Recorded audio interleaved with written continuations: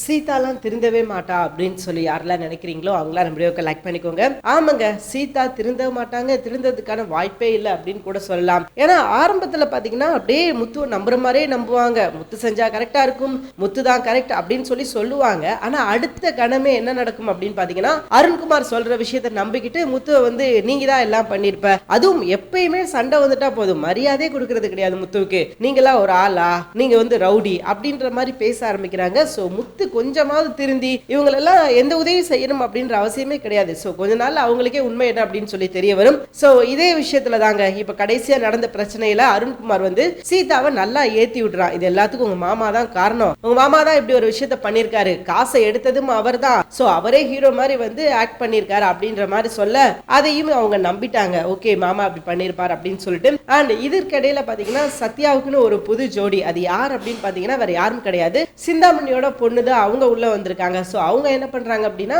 ஒரு finance company, Arunkumar வந்து சத்யாவை ஒரு ஃபினான்ஸ் கம்பெனில வேலைக்கு சேர்த்திருப்பாரு. அது ஆல்ரெடி சத்யா மீனா ரெண்டு பேரும் சேர்த்து ஃபினான்ஸ் வாங்கின இடம் தான், அங்கதான் வேலை பார்த்துட்டு இருப்பாரு. சோ முத்து வந்து கொஞ்சம் அட்வைஸ் பண்ணி, இல்ல சத்யா அந்த மாதிரி அடுத்தவங்களோட கண்ணீர் வந்து நமக்கு வேணாம், அந்த வேலையை நீ ரிசைன் பண்ணிரு, வேற ஏதாவது நீ வேலையை பார்த்துக்கோ அப்படின்ற மாதிரி சொல்லியிருப்பாரு. சத்யாவும் வந்து சொல்லுவாரு, இல்ல மலாலி நான் இதுக்கப்புறம் நான் இங்க வரல, இது வந்து எனக்கு தப்பா தெரியுது, அடுத்தவங்க கண்ணீரை வந்து வாங்குற மாதிரி தெரியுது அப்படின்ற மாதிரி சொல்லி பேசிக்கிட்டு இருக்கும் போதே அப்படின்னு சொல்லிட்டு நான் வர்றேன், இதுக்கப்புறம் எனக்கு இந்த வேலை வேணாம் அப்படின்னு சொல்லி கிளம்பும் போது டக்குன்னு வந்து ஒரு பொண்ணு திரும்பி வந்து பேசுவாங்க, வாவ் வெரி குட், எங்க ஆபீஸ்ல இப்படி ஒரு நேர்மையான ஆளா அப்படின்ற மாதிரி சொல்ல சத்யாவுக்கு ஒண்ணுமே புரியாது. ஏன்னா சத்யா வந்து இதுக்கு முன்னாடி அவங்க முதலாளி தான் அந்த இடத்துல பார்த்திருப்பாரு. இப்ப முதலாளியோட பொண்ணு வந்து உட்காந்துருக்காங்க அப்படின்றதுனால இவங்க யாரு ஏது என்ன ஏதுன்னு தெரியல. சோ அதனால சத்யா வந்து பேந்த முடிஞ்சுக்கிட்டு இருக்காரு. அப்ப அந்த பொண்ணு என்ன சொல்றாங்க அப்படின்னா, இது வந்து எங்க அப்பாவோட கம்பெனி தான், இதுக்கப்புறம் நான் தான் இதை நடத்துவேன் அப்படின்னு சொல்லி நினைக்கிறேன், ஏன்னா எங்க அப்பாவுக்கு வயசாயிருச்சு, சோ அவர் வந்து என்ன பார்த்துக்க சொல்லியிருக்காரு அப்படின்ற மாதிரி அவங்க சொல்றாங்க. அண்ட் அடுத்த கொஞ்ச நேரத்துல பாத்தீங்கன்னா அந்த ஓனர் வந்துடுறாரு. ஓனர் வந்து சத்யா கிட்ட சொல்றாரு,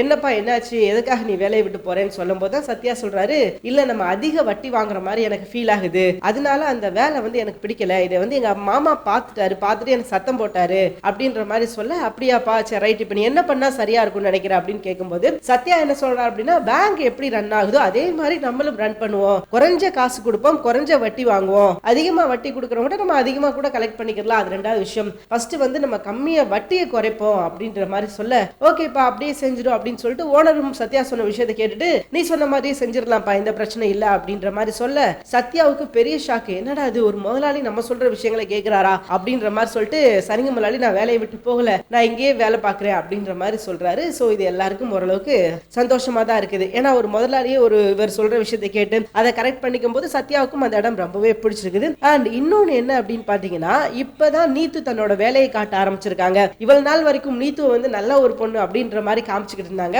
ஆனா இப்போ சுருதி கூட வந்து வம்புலுக்கு ஆரம்பிச்சிட்டாங்க. சீக்கிரமே ரவி நம்ம நீத்துவை விட்டு போறாரு அப்படின்றது ரொம்ப நல்லாவே தெரியுது. அது என்ன அப்படின்னு கேட்டீங்கன்னா, நீத்துவோட ஹோட்டலுக்கு வந்து நம்ம சுருதி பிரியாணி வாங்குறதுக்காக போவாங்க. உங்க ஹோட்டல் எங்க, உங்க ஹோட்டல் என்னாச்சு அப்படின்னு சொல்லி கேட்கும்போது நம்ம சுருதி சொல்லுவாங்க, அதான் 3 பேர்த்த வேலைக்கு வர விடாம பண்ணிட்டீங்களே, நீங்க வந்து சம்பளத்தை கூட்டு வந்து ஆள் எடுத்துட்டீங்களே அப்படின்ற மாதிரி சொல்ல, இதை ரவி கேட்டுருவாரு. ரவி கேட்டுட்டு நீத்துட்டு போய் கேட்கிறாரு, என்ன மேம் என்னமோ சொல்லிட்டு போறா சுருதி, என்ன நடந்தது, நீங்க இந்த மாதிரி எதுவும் வேலையை பாத்தீங்களா அப்படின்னு சொல்லும்போது இவங்க இருந்துகிட்டு, ஆமா ரவி நான் பார்த்தேன், உங்க வேலை எதுவும் அதை பாருங்க, எனக்கு தெரியும் பிசினஸ் எப்படி ரன் பண்ணணும் அப்படின்னு சொல்லிடுவாங்க. சோ ரவிக்கு வந்து இந்த விஷயம் சுத்தமாவே பிடிக்கல அப்படின்னு சொல்லிட்டு நேரடியாவே சொல்லிட்டாரு. இன்னைக்கு எபிசோட் நடந்த விஷயங்கள் அப்படின்னு பாத்தீங்கன்னா இவ்வளவுதாங்க.